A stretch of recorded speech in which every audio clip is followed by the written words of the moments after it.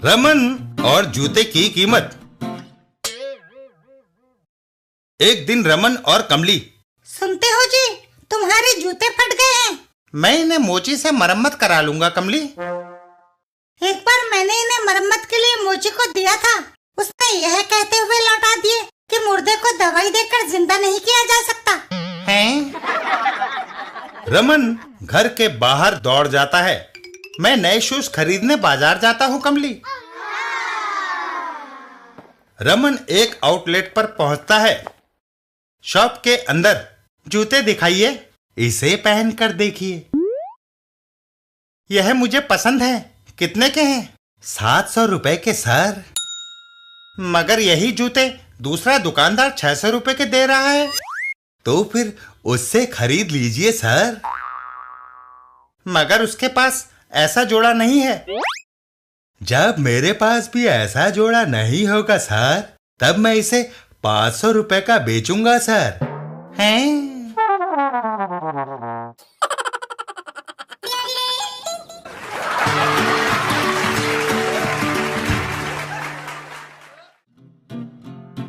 दो पंडित। एक बार एक राजा ने दो विद्वानों को अपने दरबार में आमंत्रित किया। एक का नाम था पंडित ज्ञानराज और दूसरे का पंडित विद्याराज। दोनों बड़े ज्ञानी थे और रोज दोनों राजा व अन्य दरबारियों को कोई ना कोई नई बात बताते। एक दिन ऐसे महान व्यक्तियों को तो उत्तम पुरस्कार देना चाहिए। राजा जी ने सैकड़ों लोगों को महल में निमंत्रित किया। आज हम यहाँ अपने देश की दो महान विभूतियों को सम्मानित और पुरस्कृत करने के लिए इकट्ठे हुए हैं। पंडित ज्ञानराज। अचानक राजा जी को लगा कि वे दोनों व्यक्तियों के बारे में ज्यादा कुछ नहीं जानते। पंडित विद्याराज मेरी मदद करेंगे। राजा पंडित विद्याराज के पास पहुंचा। पंडित विद्याराज, कृपया करके अपने मित्र के बारे में मुझे कुछ बताइए। जी, मुझे होशियारी से काम लेना चाहिए। अगर मैंने पंडित ज्ञानराज की तारीफ की तो कहीं महाराज उसे मुझसे अच्छा इनाम न दे दें। महाराज, मैं कहना तो नहीं चाहता, किंतु पंडित ज्ञानराज नीरे गधे हैं। उन्हें कुछ भी आता जाता नहीं, वे बस मेरा कहा हुआ ही दोहरा देते हैं। यह बात सुनकर राजा चौंक उठता है। यह झूठ है। मैंने पंडित ज्ञानराज का प्रवचन सुना है और मैं जानता हूं कि वे विद्वान हैं। अच्छा, जरा पंडित ज्ञानराज से भी पूछकर देखूं कि वे अपने मित्र के बारे में क्या कहते हैं। यह सोचकर राजा पंडित ज्ञानराज के पास पहुंचा। पंडित ज्ञानराज, कृपया अपने मित्र के बारे में मुझे पूरी जानकारी दीजिए। वह मुझे सावधानी से काम लेना चाहिए।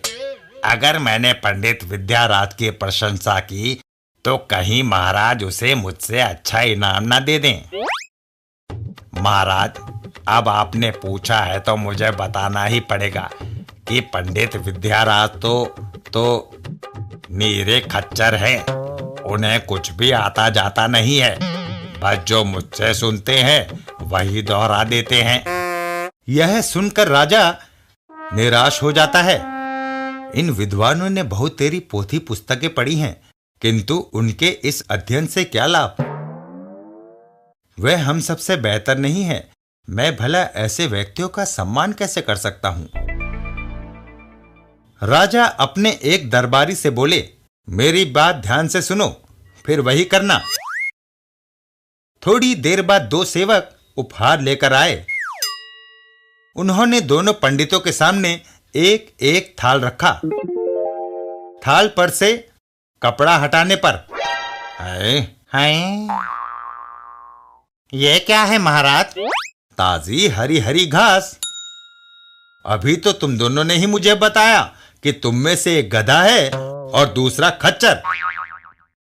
इसलिए मैंने तुम्हें वही पुरस्कार दिया जो गधों और खच्चरों को बेहद पसंद है। मेरे राज में मिलने वाली सबसे ताजी और सबसे उम्दा घास। दोनों पंडित शर्म से पानी पानी हो गए। महल छोड़कर वह ऐसे गायब हुए कि फिर कभी दिखाई नहीं दिए।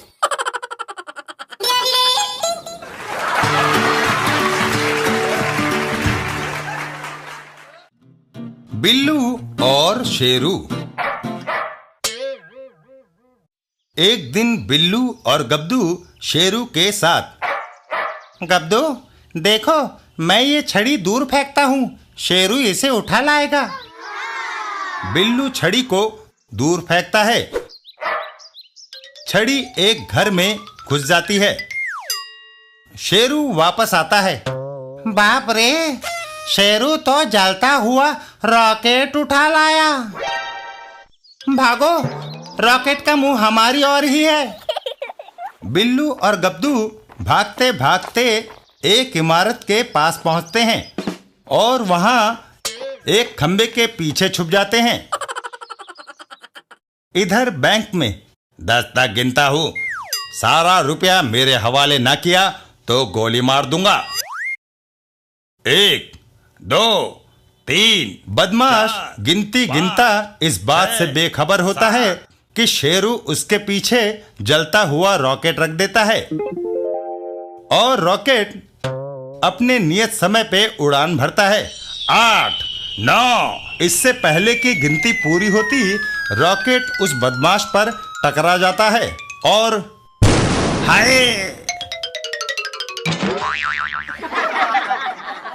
बिल्लू, आज तुम्हारे शेरू के कारण बैंक लूटने से बच गया।